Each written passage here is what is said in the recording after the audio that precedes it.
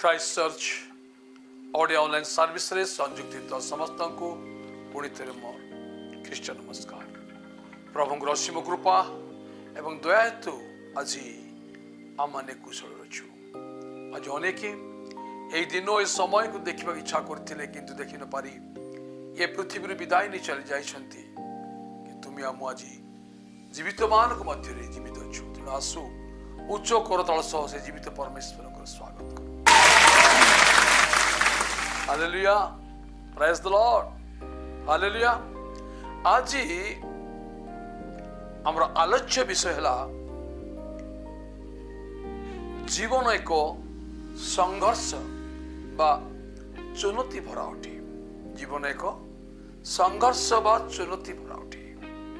ताकू हमें केमती सामना करिया पड़िबो से विषय रे आज आम आलोचना करिबा।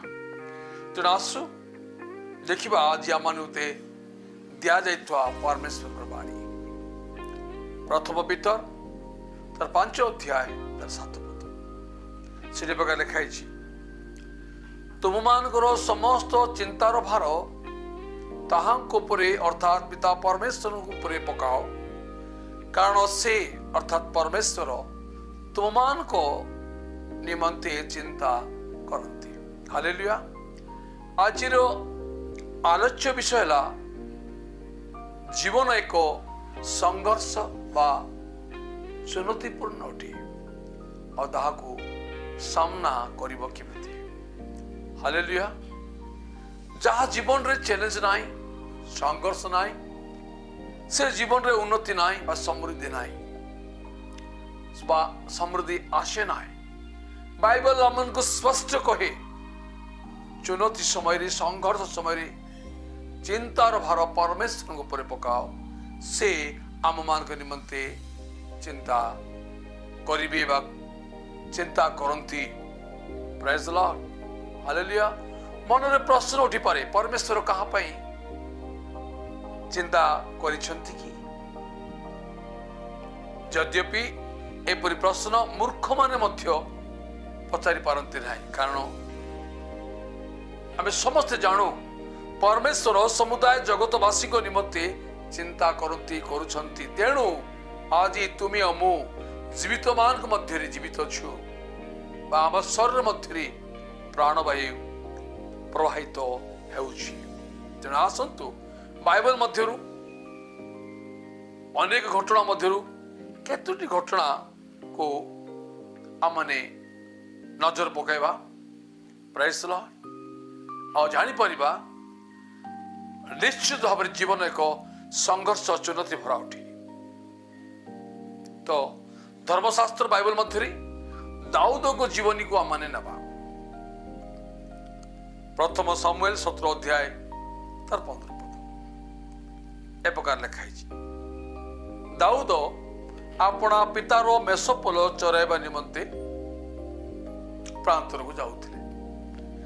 साउल को निकटरू बेथलेम को जा आस करथांती। से प्रकार लिखाई पर सीधा सड़क कहबा गले दाऊद जने मेषपोल चराइबा गौड़ व्यक्ति थिले। से परवर्ती काल रे जने इज्राएल रो राजा हेले। तांको जीवन रे कोन चुनौती नथिला, संघर्ष नथिला। हालेलुया। दाऊद चुनौती को संघर्ष को सामना करे। Praise the Lord. मु बाइबल अध्ययन कला पर जानी पारली बाइबल रे परी गोटिए व्यक्तिर नाम नहीं जा जीवन रे संघर्ष नहीं बा कहबा गले चैलेंज नहीं। प्रत्येक जगह रे संघर्ष अछि, प्रत्येक जगह प्रत्येक स्थान रे संघर्ष अछि, प्रतियोगिता अछि। हालेलुया। किंतु आज एपरि अनेक अलसुआ प्रकृतिर लोक अछंती जो माने मने मने भावंती जदि जीवन में किसी भी समस्या देखा जाए तेबे से भावी पाप सकाशे ही एपरि घटी घटी से माने एपरि भाबंती भाबी पारंती कारण से माने अलसुआ कारण से माने कामचोर कौन से गोटे काम करिया पूर्व लक्ष्य थर चिंता करथांती से माने किंतु जदि हमने परमेश्वर को दृष्टिकोण देखबा तेबे तेबे परमेश्वर लोक मान सम्मुख चुनौती एथिपाई आसे चैलेंजेस एथिपाई आसे से जेपरी युद्ध कौशल जानी पारू से जेपरी गोटे उन्नततर जीवन बिताई पारू एथिपाई लोक मान जीवन रे लोक मान सम्मुख चुनौती संघर्ष चैलेंज आसे प्रेज लॉर्ड बाइबल कहे दाऊद ता पितांकर मेष को चलाउथिले किंतु प्रथम सामुएल 17 अध्याय 34 पद पाठ कले जानिबो दाऊद राजा साउल को कहउछंती आपणकर दास अर्थात से निजको समर्थन करुछंती आपणको दास अर्थात मु दाऊद आपणा पितार मेष चलाउ थाए पुणी कौन से समय गोटे सिंह किबा गोटे भालू आसी पोल मध्यरु छुआ को घेनी गले मु अर्थात दाऊद को मु ता पछे पछे गोड़ाई ताको मारी अर्थात से सिंह को से भालू को मारी और ता मुखर छुआ को रक्षा करे पुणी से अर्थात सिंह की भालू जदि मो पर उठिले मु तार दाढ़ी धरी ताको मारी बद्ध करे गोटे मेष चलुवा दाऊदंकर व्यक्तित्व एक प्रकार थिला मोर एटा गोटे प्रश्न दाऊद तो मेष चलाउथिले हेले ता जीवन रे समस्या काहे आसिला दाऊद को काहे सिंह परि गोटे शक्तिशाली हिंस्र जंतु सह युद्ध करने को पड़ुला काहे कौन सेठी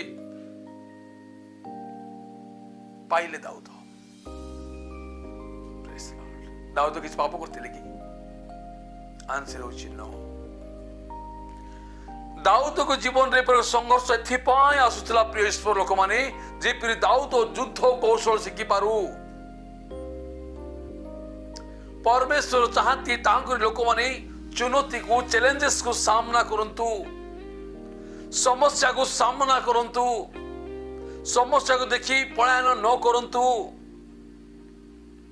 कारण समस्या को देखी पलायन केवल का पुरुष माने करंती परमेश्वर को लोक नुहे हालेलुया दाऊद मेष चलाउथिले किंतु सिंह और भालू को मध्य बोध करिवार साहस रखिथिले तेणु जेतेबेले निज सम्मुख गोलियात परि योद्धा को देखिले से भय कले नाए किंतु प्रथम सामुएल 17 अध्याय 45 पद लिखाई से पालस्तीय को कहले तुम्हें खड़ग घेनी बोर्छा घेनी और शल्य घेनी मो कतिक आशिष मात्र तुम्हें जाको तुच्छ करिछ सही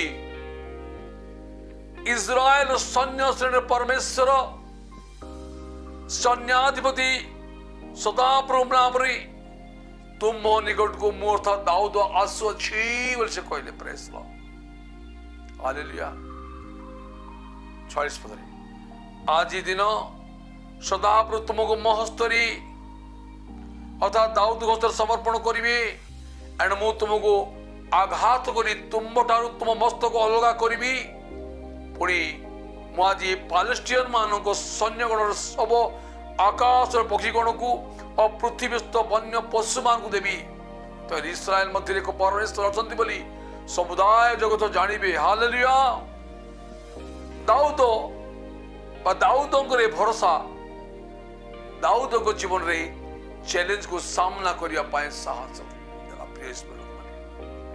हालेलुया हालेलुया गोटे विषय चिंतार विषय ଯେତେବେଳେ ସାଉଲ ରାଜା ସାଉଲ ଦାଉଦକୁ ଦେଖି ଯେତେବେଳେ ରାଜା ସାଉଲ ଗଲିଆତକୁ ଦେଖିଥିବେ ସେ ଭାବୁଥିବେ 6.5 ହାତ ଲମ୍ବର ଲୋକ ତା ସହିତ ମୁଁ ଯଦି ଯୁଦ୍ଧ କରିବି ସେ ବୋଧେ କେତେ ଖଣ୍ଡ ଖଣ୍ଡ କରିବ ବୋଲି ସେ ଭୟ କରୁଥିବ। ତେଣୁ ସେ ଗଲିଆତକୁ ସାମ୍ନାକୁ ଯିବାକୁ ସାହସ କଲେ ନାହିଁ। କିନ୍ତୁ ଦାଉଦ ଯେତେବେଳେ ଗଲିଆତକୁ ଦେଖିଲା ସେତେବେଳେ ସେ ଦାଉଦ ଏହା ଚିନ୍ତା କରୁଥିଲା ଗଲିଆତକୁ ପରମେଶ୍ୱର ହସ୍ତରୁ କିଏ ଉଦ୍ଧାର କରିବ। ଆଜି ଆମେ ସମସ୍ତେ ସଣ୍ଡେ ସ୍କୁଲ ଶୁଣୁଥିଲୁ ଛୋଟ ପଥରରେ ଗଲିଆତକୁ ଦାଉଦ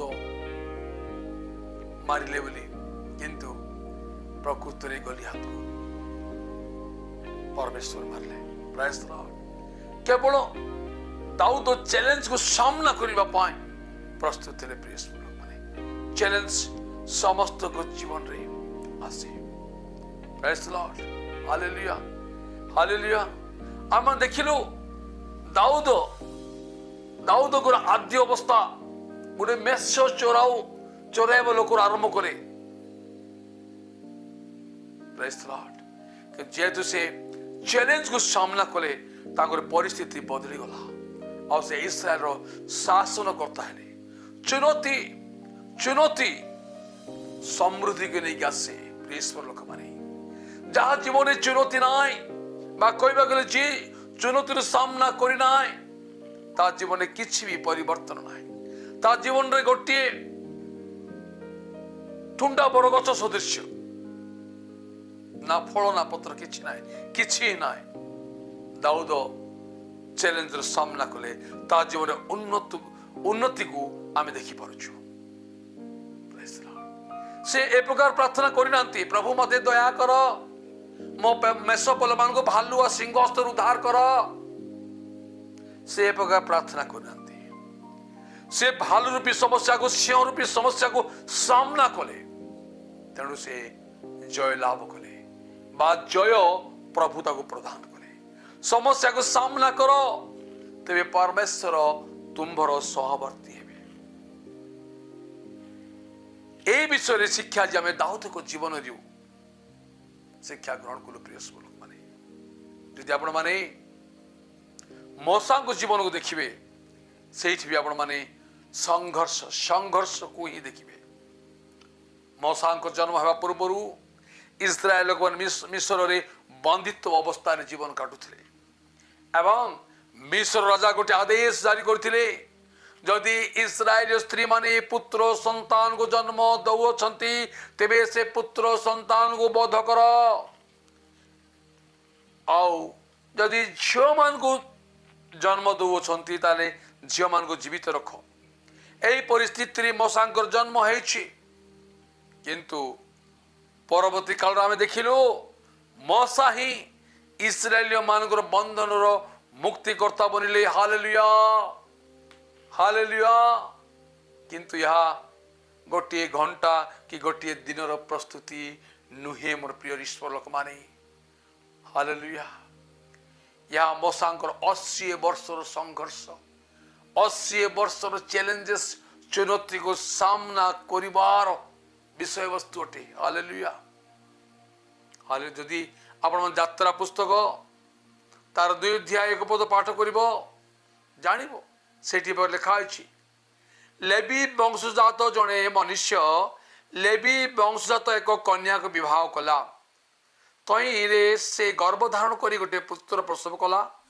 ପୁଣି ବାଳକକୁ ଅତି ସୁନ୍ଦର ଦେଖି ସେ ତାକୁ ବା ତା ମା ତାଙ୍କୁ 3 ମାସ ଯାଏ ଗୋପନରେ ରଖିଲା। ତହିଁ ଉତ୍ତାରେ ଆଉ ଗୋପନରେ ରଖି ନ ପାରି ତାର ମାତା ଗୋଟିଏ ନଳ ନିର୍ମିତ ପେଡ଼ି ଘେନି ମାଟିଆ ତେଲ ଓ ଝୁଣା ଲେପନ କରି ତହିଁ ମଧ୍ୟରେ ମଶା ବା ବାଳକକୁ ଥୋଇ ନଦୀର ତୀରସ୍ଥ ନଳବନରେ ରଖିଲା। ଆଉ ସେତେବେଳେ ଫାରୋଙ୍କର କନ୍ୟା ସେଇ ନଦୀରେ स्नान करने जाइए से बालक को पाइला एवं से बालक को लालन पालन कला 40 वर्ष जाए। प्राय मशा इस्राएलिय मान को उद्धार करने पूर्वर फारोंकर गृह 40 वर्ष लालन पालन हेले प्रिय बोलक माने परे फारोंकर सैन्य को इस्राएल लोक मान बध करने जाए फारोंकर सैन्य को से बध कले एवं देश तोड़ी पार हो गले एवं 40 वर्ष प्रांतर रे मेष चराइले। या कौन मशा निमंते संघर्षपूर्ण नथिला, चैलेंजेस नथिला, किंतु मशा हारिले नाय, संघर्ष कले, चुनौतीर सामना कले। 40 वर्ष राज परिवार लालित पालित होइतवा व्यक्ति प्रांतर मरुभूमि रे प्राय 40 वर्ष मेष चोराई चोरे जीवन काटिले या गोटे साधारण विषय नुहे, किंतु मशा कले। तेणु मशांकर यही स्वभाव हेतु परमेश्वर जीवंत बुधा दे परमेश्वर मशा सहित कथा कहले एवं इस्राएल गोष्ठी को मुक्त करी आनिबार दायित्व देले। जा लेखा अछि यात्रा पुस्तक 3 अध्याय तार 1 पदरु पाठ कर जानिबो। मो से यात्रा पुस्तक 3 अध्याय 7 पद पाठ करूची। सेटा बेले कहछि अनंतर सदा प्रभु कहले आम्बे मिस्र देश स्थित अपना अपना लोक मान को क्लेशो नितांत देखियोछु, से मान रोदन देखियोछु, दंतना जानियोछु। एणु एबे आस मशा आम्बे तुमको फारो निकट को प्रेरण करिबा, तो मिस्र ठारू आमर लोक इस्राएल संतान को बाहर करी आनिबो। एवं मशा परमेश्वर आदि संजय कार्य कले, इस्राएल लोक मान को बाहर करी आनिले। एबे प्रश्न मशा को जीवन कोन संघर्षपूर्ण नथिला, किंतु से कले। आज आमने सुविधा रे समस्त कार्य करिया पई इच्छा करूछु। टिके समस्या देखा गले, टिके असुविधा देखा गले आमने से कार्य हाथ दउना। प्रेस बोला माने गोटे प्रश्न पचार चाहे तुम जीवन रे याठू बड़ी कष्ट समस्या दुख अछि कि जा मशा सामना कले, जा दाऊद सामना कले, चुनौतीर सामना करतु। परमेश्वर तुम सहवर्ती हेबे। समस्या आसीबो, समस्त को जीवन रे किछि ना किछि समस्या अछि थिबो, किंतु बाइबल कहे तुम समस्त चिंतार भार परमेश्वर को ऊपर पकाओ, तो से तुम निमंते चिंता करिवे। Hallelujah hallelujah. आज आम देखिलो जीवन गोटे संघर्षपूर्ण अटे। समस्या समस्त जीवन आसे, दुख समस्त जीवन लगी रही, किंतु जो माने दाऊद भली मशा भली समस्यार सामना करुछंती, चैलेंजेस एक्सेप्ट करुछंती, चुनौतीर सामना करुछंती, से माने जय लाभ करुछंती। अनेक विषय अछि। प्रभु ई वाक्य दे तुमको आशीर्वाद करो।